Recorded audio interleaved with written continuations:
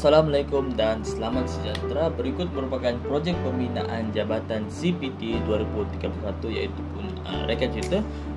Nama diberi adalah Muhammad Soef bin Hazmi, nombor matriks di 209-269-1674 dan mengambil ijazah sarjana muda pendidikan matematik. Okey, seterusnya dalam video tersebut kita ada bahan-bahan yang saya gunakan untuk pembinaan jabatan. Kita ada prosedur untuk merujuk kepada cara-cara pembinaan jabatan dan juga tahap pengujian jabatan lah yang berlaku daripada benda atau bahan yang ringan kepada bahan yang berat. Dan seterusnya kita ada ukuran dan details yang pada hasil produk akhir. Kita ada panjang iaitu 34.2 cm, lebar adalah 11.4 cm dan tinggi ataupun kedalaman jabatan tersebut adalah 10.5 cm dan kuantiti batang aiskrim yang digunakan pada jabatan tersebut adalah 72 batang sahaja.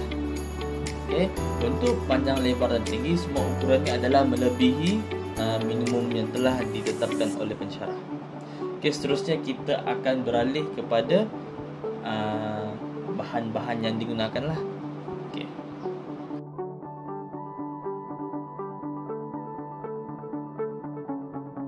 Berikut merupakan bahan yang saya gunakan. Kita ada batang aiskrim di sini.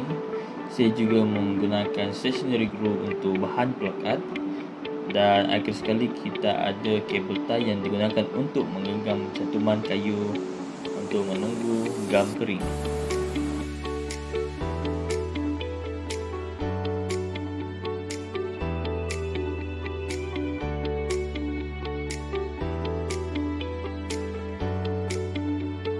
Dan seperti yang di sini saya menggunakan tanggam untuk menghubungkan cantuman kayu dengan cantuman yang lain. Seterusnya kita ada rangka untuk sistem truss yang berbentuk segitiga. Apabila satu daya dikenakan pada satu penjuru, maka dua penjuru yang lain akan menyokong. Dan kita akan letak kita punya sistem truss di tengah-tengah dan kita menggunakan dua batang aiskrim untuk menghubungkan sistem truss dan juga cantuman kayu tersebut. Dan akhirnya ia akan menjadi kerangka jambatan seperti ini.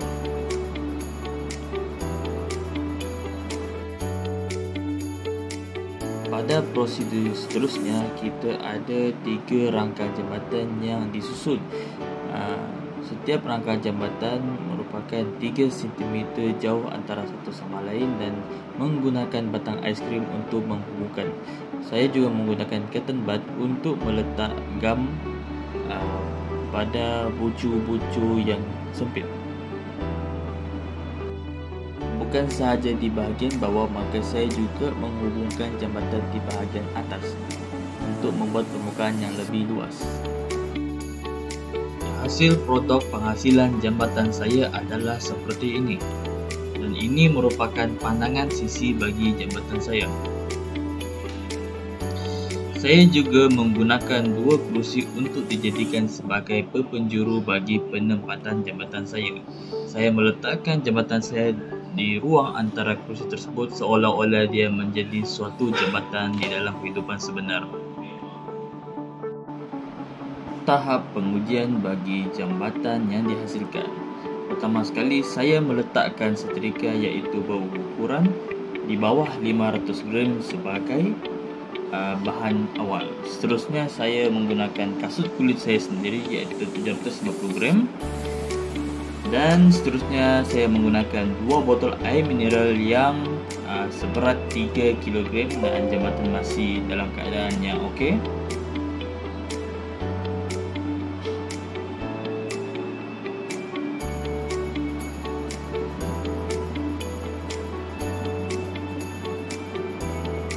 Seterusnya saya juga meletakkan botol mineral seberat 6 kg dan dan start dari sini saya menggunakan masa yang lama untuk membuat pemerhatian sekiranya terdapat perubahan pada jambatan.